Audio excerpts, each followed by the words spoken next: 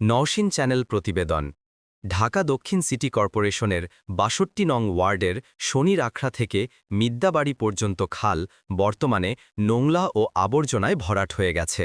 চিপসের packet, polythene, সবজির বর্জ্যসহ বিভিন্ন আবর্জনায় খালের পানি স্থির হয়ে গিয়ে মশার প্রজনন ক্ষেত্র তৈরি হয়েছে। এর ফলে এলাকায় মশার উপদ্রব অস্বাভাবিকভাবে বেড়ে গেছে। স্থানীয়রা অভিযোগ করে জানান, শুধু খাল পরিষ্কার পরিচ্ছন্নতার কাজেই নয়, সিটি কর্পোরেশনের পক্ষ থেকে কোনো ধরনের ওষুধও ছিটানো হয় না।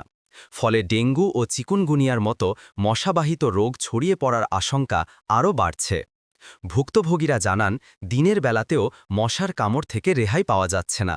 শিশু, বৃদ্ধ ও রোগীরা বেশি ভোগান্তিতে রয়েছেন। এলাকাবাসী দ্রুত খাল পরিষ্কার ও নিয়মিত মশার ওষুধ ছিটানোর জন্য সংশ্লিষ্ট কর্তৃপক্ষের জরুরি হস্তক্ষেপ কামনা করেছেন। সংবাদ উপস্থাপক, নওশিন চ্যানেল।